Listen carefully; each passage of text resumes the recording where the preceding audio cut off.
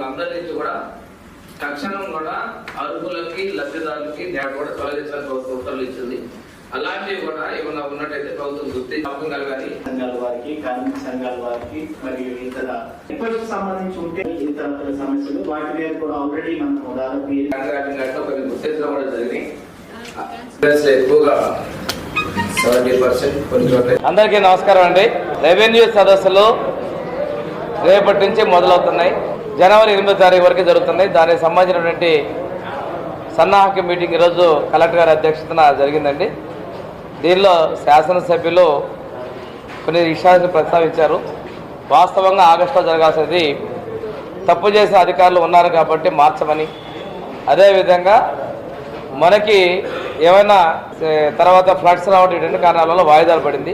భూమి తల్లిదండ్రుల నుంచి తాతల నుంచి వచ్చిన భూమిని అన్యాక్రాంతమని వాటిని కాపాడుకోవాల్సిన హక్కు ఉంది.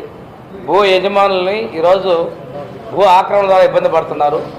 ఎవరైతే సొంతదారులు ఉన్నారో, ఎవరైతే ఇబ్బందులకు గురయ్యారో వాళ్ళకి న్యాయం చేయాలనేటువంటి సదుద్దేశంతో ప్రభుత్వం ముందుకు రావడం జరిగింది.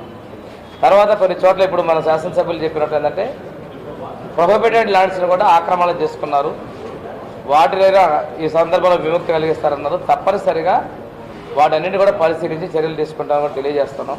చాలా ట్రాన్స్పరెన్సీగా పోర్టల్ క్రియేట్ చేస్తున్నాం, ఒక వెబ్సైట్ క్రియేట్ చేస్తున్నాం. లబ్ధిదారులు కూడా నేరుగా చూసుకునే అవకాశం కలిగిస్తున్నాం. అర్జీ తీసుకున్న తర్వాత వాళ్ళకి మనం మెసేజ్ ఇస్తున్నాం, వాళ్ళ ఫోన్లో కూడాను వాళ్ళకి హక్కు కల్పించి ఒకవేళ ఆ గ్రామంలో మిస్ అయినా కానీ తహసీల్దార్ కానీ కలెక్టర్ గారు నేరుగా అప్పీల్ చేసుకునేటువంటి అవకాశాలు ఇస్తున్నాం. వీలైనంత వరకు భూములకు శాశ్వతంగా భూ యజమానులకు హక్కు కల్పించాలనే ఉద్దేశం మేము పోతున్నాం.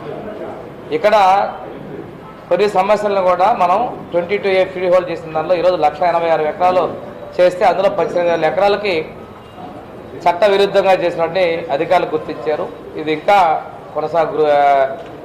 వస్తూ ఉన్నాయి. రేపు రెవెన్యూ సదస్సుల్లో కూడా ఇటువంటి గుర్తించి అనర్హత కలిగిన వాటిని ఎవరైనా తప్పు చేస్తే వాళ్ళు ఎంత పెద్దటి వారైనా, ఏ పార్టీ వారైనా వాళ్ళు శిక్షించడానికి ప్రభుత్వం సిద్ధంగా ఉంది. చూసారుగా ఫ్రెండ్స్, వీడియో నచ్చితే లైక్ చేయండి, షేర్ చేయండి, ఛానల్ని సబ్స్క్రైబ్ చేసుకోండి. Thanks for watching.